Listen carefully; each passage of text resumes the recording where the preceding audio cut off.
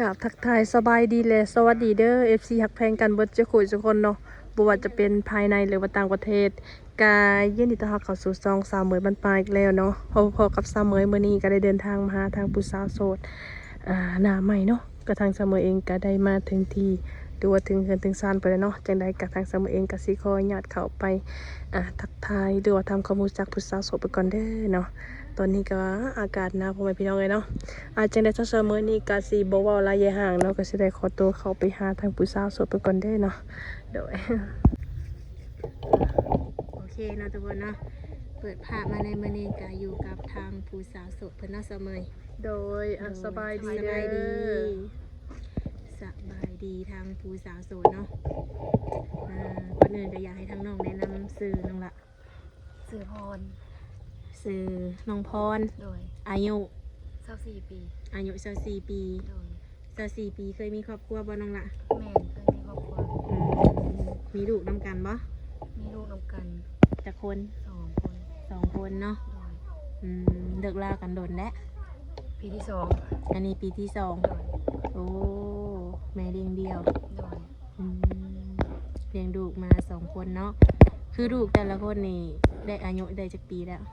ผู้ที่2 9 ปีนี้แต่ผู้ที่1 9 ปีนี้แต่ว่าผู้ที่2นะ2 ปีปลายยิงทรายน้องละโดยผู้หญิงกับผู้ชายโอ้ถือว่าโอเคเลยเนาะโดยคือเป็นโสดกะ2 ปีแล้วแม่นบ่แม่ตั้งแต่เลิกลากับสามีนี่น้องบ่ได้เปิดใจคุยกับไผว่าซะเคยเปิดเท่านึงก็เคยเปิดใจโอลมอยู่เนาะโดยเป็นอะไรมันบ่โอเคบ่หรือแนวใดตอนนั้นเฮาบัดยังเฮ็ดงานเฮาเข้าเฮ็ดงานเฮาบ่มีเวลาลงน้ำเพิ่นนะเพิ่นก็เฮาก็เพิ่นก็แบบบ่เป็นหยังบ่มีเวลาลงกันเพิ่นก็ให้โอกาสเฮานะแล้วเพิ่นก็โดยช่วยเหลือเฮาเคยร่วมกันกับโดนเติบแล้วก็เพิ่นก็ช่วยเหลือเฮาเพิ่นซัพพอร์ตเฮาเนาะเพิ่นก็ซื้อรถให้คันนึงได้รถแล้วเพิ่นแล้วเฮากับเข้าเฮ็ดงานเที่ยวเฮ็ดงานเนาะแล้วก็บ่มีเวลาลงน้ำเพิ่นบัดนี้โดยเฮาก็บอกเพิ่นว่าอ้ายคันเฮาบ่มีเวลาลงน้ำเด้อเพื่อเฮาเลิกงานมาเนาะมันก็5 โมง 6 โมงผมมาก็โดยเพิ่นก็ว่าบ่เป็นหยังแล้วเพิ่นก็ห่างหายกันค่อยห่างหายกันไปเรื่อยๆนะเพิ่นก็บ่ได้ว่าหยังแล้วเพิ่นก็บอกว่าขอให้เจ้าโชคดีเด้อจังซี่นะเพิ่นก็เป็นคนนิสัยดีเนาะกับผู้ใหญ่โดยแต่ปัจจุบันนี้บ่ได้ลมน้ำไผบ่แม่ปัจจุบันนี้ก็บ่ได้ลมน้ำไผเลยนะคะแบบบ่ได้ลมน้ำเพิ่นแล้วก็บ่ได้ลมน้ำไผเลย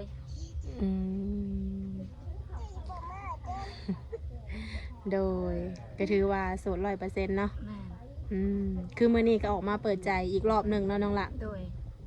คือพร้อมสร้างครอบครัวเลยบ่ถามว่าพร้อมก็พร้อมอยู่ตอนนี้พร้อมเนาะมีความพร้อมอยู่เนาะแม่นเพราะว่าเฮาก็โสดมาก็2 ปีเนาะเลี้ยงลูกผู้เดียวมันก็คิดหลายเนาะโดยการใช้จ่ายมันก็ค่อนข้างว่าหลายเนาะแม่นโดยคือในการที่ว่าพร้อมสร้างครอบครัวนี่น้องต้องแบบต้องคุยกันหล่นบ่น้องล่ะก็อีตามเฮาคุยกันกับเพิ่นนั่นแหละถ้าอีตามกับคนพอใจกันและกันแล้วเนาะโดยก็คือระบุให้บ่ได้เนาะว่าเท่านั้นเดือนต้องร่วมกันสินะกันคือเป็นเฮานะคือตามเฮาก็คือต้องร่วมกันนะมันคือว่าโอ้ยสิเอาโลดผัดยานเพิ่นเอายังบ่ได้ร่วมกันซ้ำว่ามาบัดสมมุติว่าสิเอาสิเบิ่งสิครบซะผู้นี้สิเอามื้ออื่นมื้อฮื้อนี่มาเบิ่งผัดบ่ถูกใจก็มีได้เราบ่เทื่อก็แบบอยากให้เพิ่นมาเบิ่งก่อนนะเป็นอะไรฐานะครอบครัวแล้วก็มาเบิ่งตัวของน้องพร้อมนะโดยก็ถือว่าอันนี้ก็คือเหตุผลเนาะก็แม่นความน้องเนาะทุกอย่างต้องเบิ่งความเป็นจริงเนาะแล้วคือทั้งน้องนี่อายุ24 ปีแล้วคนที่สิเข้ามาร่วมน้ำน้องนี่ต้องจำกัดอายุเพิ่นบ่50-60นี่แหละได้อยู่50-60บ่น้องล่ะอายุซ้ำนี้นี่น้องเอาเฮ็ดสามีได้บ่ได้เพราะว่าผู้ใหญ่เพิ่น คันว่าเฮาร่วมกับผู้ใหญ่ก็สิสบายใจแนวนึงโดยสบายใจแล้วแหละสำหรับนิสัยเฮาเพิ่นบ่จุกจิกจู้จี้บ่แม่นที่ลมผ่านมาคือที่ลมผ่านมา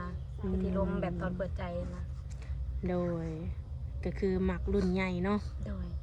60เอาเฮ็ดสามีได้โดยคือแบบหน้าตาหุ่นห้อยอีหยังของเพิ่นน้องต้องจำกัดบ่ซะถามว่ามักเฮามักคนตัวใหญ่ตัวสูงมักตัวใหญ่ตัวสูงโดยคัน ว่าสิว่าได้ก็ได้ผัดมันเป็นไปบ่ได้เนาะมันบ่แม่นแล้วนั่นน่ะ แม่นความน้องว่า โดย เนาะ โดย หน้าตาได้จะน้องละหน้าตาเพิ่นต้องเอาคนหล่อบ่ เฮาว่าบ่จำเป็นนะนิสัยดีบ่ได้บ่ อืม คือหน้าตานี่บ่เกี่ยวเนาะ โดย หลักๆก็คือนิสัยมาก่อน โดย อืมนิสัยดีเป็นผู้ใหญ่ก็ถือว่าโอ้ลมกับน้องได้ โดย โอ้แล้วแบบผู้ชายแบบได้จากที่ว่าน้องนี่บ่มักเลยนี่ มีอยู่ปะ จูจี้จุกจิก อืมจุจีจุกจิกนี่คือบ่มัก แม่นแบบหนึ่งแล้วบ่เข้าใจแบบหนึ่งจูจี้จุกจิก โดย แล้วแบบว่ากินเหล้ากินเบียร์สูบยานี่ได้จะน้องละ สูบยาสูบได้กินเหล้ากินเบียร์ก็เนาะมันก็คันว่าออกงานก็คือสิว่าบ่มักมันก็เป็นไปบ่ได้ออกงานมันก็ต้องมีกินธรรมดานะแบบสร้างสรรค์อหยังประมาณนี้นะก็ได้อยู่กินกูมื้อก็ยอมคือกัน โดย ถ้าว่ากินทุกมื้อนี่ก็คือบ่ผ่านแล้วเนาะ โดย อืม มันสิเว้าบ่ได้นะก่อนสิว่านะ โดยเป็นความน้องว่าเนาะ โดย ตรงๆไปเลยเนาะน้องละ แม่ อืมคือแบบว่าน้องนี่เนาะออกมาเปิดใจนี่เนาะคือแบบต้องคิดไว้อยู่บ่น้องละแบบแบบความพร้อมสร้างครอบครัวนี่นะเต็มร้อยบ่แล้วก็สิไปอยู่น้ำเพิ่นได้บ่แบบนี้ฮะนะ เรื่องไปอยู่น้ำเพิ่นสำหรับเฮานะเฮาว่าเฮาปัดคนอยู่พี่เนาะ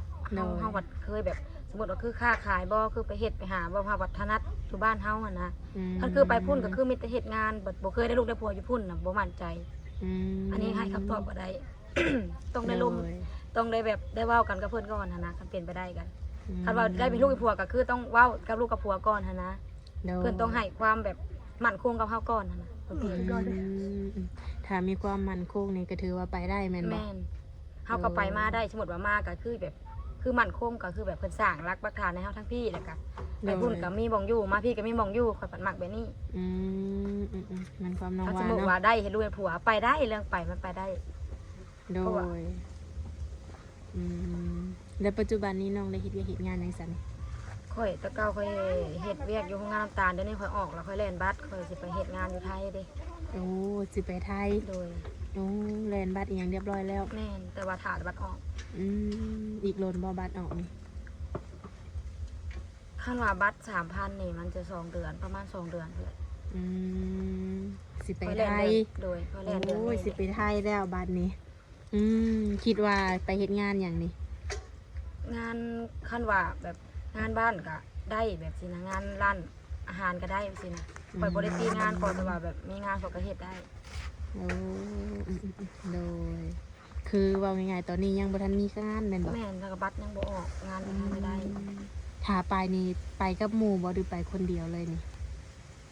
สำหรับเฮาว่าเฮาไปคนเดียวก็ได้ไปกับหมู่ก็ได้แบบบ่ทันหมู่ก็ไปคนเดียวได้แบบสินะแต่ว่าแบบมีหมู่ก็ไปกับหมู่ได้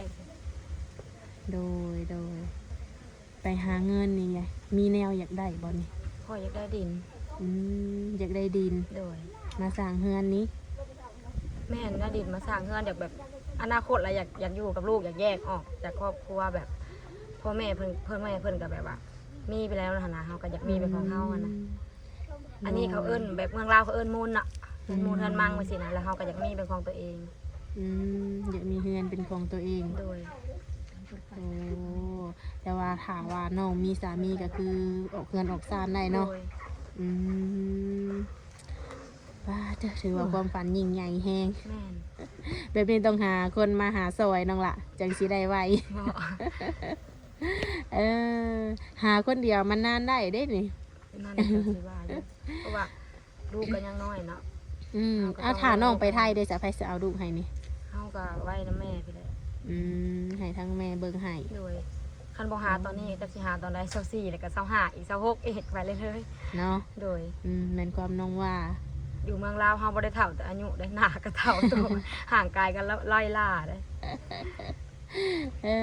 โดยตรงกว่านี้ก็บ่มีอีกแล้วเนาะเสมอ ก็ โดย คือทั้งน้องนี่เคยไปไทยอยู่บ่ เคยไปตอนนั้นแต่มันบ่ได้เข่งครัดเรื่องบัตรก่อนละลักไปตอนนั้น เคยไปอยู่เนาะ โดย ไปอยู่โดนบ่น้องละตอนนั้นนะ อยู่ได้ปีแล้วก็ไปใหม่แบบกลับไปกลับมาช่วงนั้นน่ะนะ แต่ไปมาๆเนาะ โดย แต่ก็คือเคยไปแล้ว โดย อันนี้คือจะไปอีกแม่นบ่ แม่นทาบัตรออก โดย คือเว่าถึงเรื่องหนุ่มๆเนาะน้องหลานเนาะ โดย คือแบบว่าคันว่าเพิ่นเห็นคลิปนี้เพิ่นมักหักนี่นะ อยากมาเบิ่งตัวจริงก่อนนี่สิได้อยู่บ่นี่ ได้มาได้ ก็คือมาเบิ่งได้เนาะ โดย โดยแบบคือในกรณีที่ว่าน้องลงไปไทยแบบเพิ่นอยากมาหาอยู่บ่อนเฮ็ดงานแบบนี้เด้ซะ อันนี้ ยังบ่ทันได้เห็นผู้สิไปหานะ จักสิเว้าแนวใดคันว่าสิเว้าว่าได้โลดก็จักสิว่าแนวใดหันนะ เบิ่งความเป็นจริงก่อนเนาะ โดย แล้วคือน้องออกมาออกมาเปิดใจแบบนี้เนาะคือทางติดต่ออีกอย่างนี้คือน้องมีครบเบิดบ่ โดยมีไลน์มีเฟซ คือแจกได้เบิดเนาะ ได้ โดยแสดงว่าปัจจุบันนี่คือน้องนี่ออกจากเวียกแล้วเนาะ โดยออกจากเวียกเพราะว่าเขาออกมาแล่นบัตรเมื่อกี้เนี่ยเขาก็ออกเลย คือเวลาโอลมกับผู้บ่าวนี่มีอยู่แม่นบ่ มี น้องสะดวกคุยเวลาใดซะ คือกลางเว้นนี่กันเนาะก็สิเป็นเวียกนั่นนึงคือซักผ้าหรือไปสิเนาะซักผ้าหรือว่าเฮ็ดเวียกในกลางเว้นก็คือแบบเฮาเฮ็ดตลอดได้มีเวียกตลอดซ้ำว่าแบบเฮ็ดไปเรื่อยๆในเฮือนในซานนี่นะ โดย ว่าก็ร่มได้คำร่มโทรศัพท์เนาะ ดมได้อยู่เนาะ โดย แบบคันมาแบบเป็นตอน6-7 โมงแบบนี้เด้ดมได้บ่ช่วงนี้นะ โดย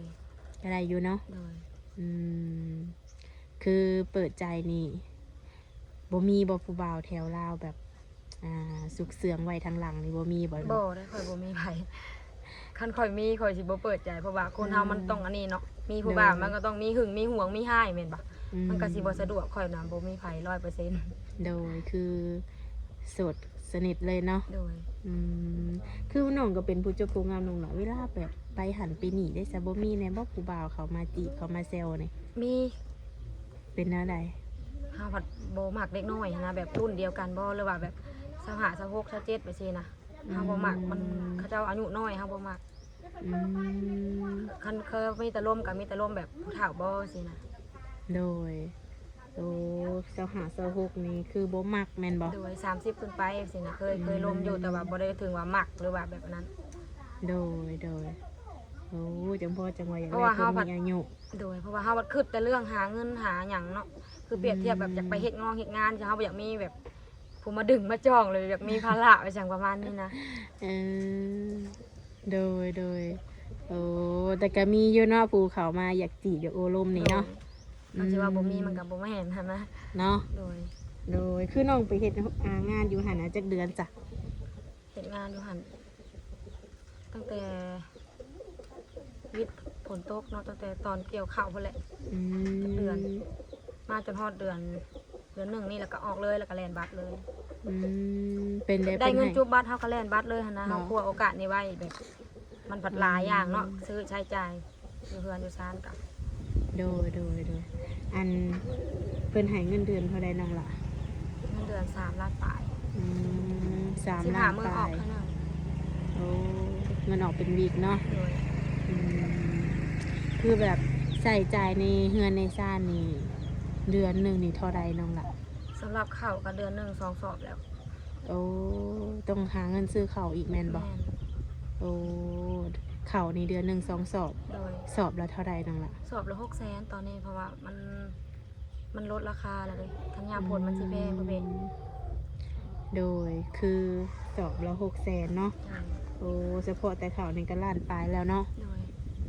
วันนี้เฮาถือไปกินอยู่บ่อนเฮ็ดงานอีกค่าน้ำมันเฮาอีกมันเที่ยวเองเด้อยู่นี่ โอ้คือเฮาแลนเองเบิดเลย โดยสำหรับเฮาว่ามันบ่คุ้มค่าหันนะ อืมโดยโอ้ก็เลยว่าตัดสินใจออกอยากไปเฮ็ดเวียกเฮ็ดงานทางไกล โดย เพื่อว่าสิได้ไวเนาะ อืม คือแบบหนุ่มๆเนาะเพิ่นแบบพอห่างพอหมายลูกติดแบบนี้ก็ได้บ่น้องล่ะ เพราะว่าประมาณลูกติดได้ คนเฮามันก็ต้องแบบมีนั่นอยู่แล้วเนาะ โดย ก็แต่อย่างเดียวบ่มีเมียแล้วบ่เอา อื มีเมียแล้วแบบบ่กล้าล้มอะนะ โดย ถ้าเกิดว่ามีเมียนี่ก็คือ ถือว่าบ่เอาเลยเนาะบ่คุยเลย โดย อืมขอคนที่ว่าพร้อมสร้างพร้อมหาไปนำกันเนาะ โดย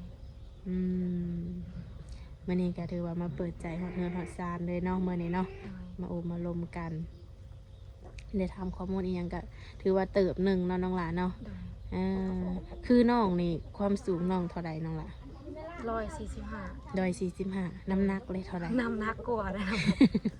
55น้ำหนักนะมันจะไปนะ เอ เติบ อ เออยังธรรมดาอยู่น้ำหนัก55แม่นบ่ โดย เดาความสูง145เนาะ โดย อืมโดยกำลังดีคือบ่ตุ้ยเกินไปแล้วก็บ่จอยเกินไปกำลังงาม ใช่หัดกระแปน โดยเสมอมีหยังสิถามน้องเพิ่นบ่อืมก็มีแต่ว่า ทางทีมงานเฮาก็จะเอาไลน์เนาะแล้วก็เอาเฟซเนาะ โดย คือแจกได้ไปทั้งสองอย่างแม่นบ่ โดย เอามาแจกให้ทางหนุ่มๆคนที่ว่ามักหักอยากสั่งสาไปนำกันเนาะน้องหลานเนาะ โดย ปีใหม่นี่ก็มีแต่ว่าให้ทั้งน้องสมหักสมหวังเนาะ โดย คิดสิ่งใดก็ขอให้สมหวัง ให้ได้ตามที่ใจต้องการเด้อน้องหลานเด้อ โดย ไว้พบพอกันในคลิปหน้าเนาะ ถ้าเกิดว่ามีอีหยังเพิ่มเติมทางเอื่อยกะสีมาหาใหม่ไว้สั้นซะเนาะ โดย ไว้พบพอกันในคลิปหน้าเด้อน้องหลาเด้อ โดยสบายดีอะ โดยสบายดี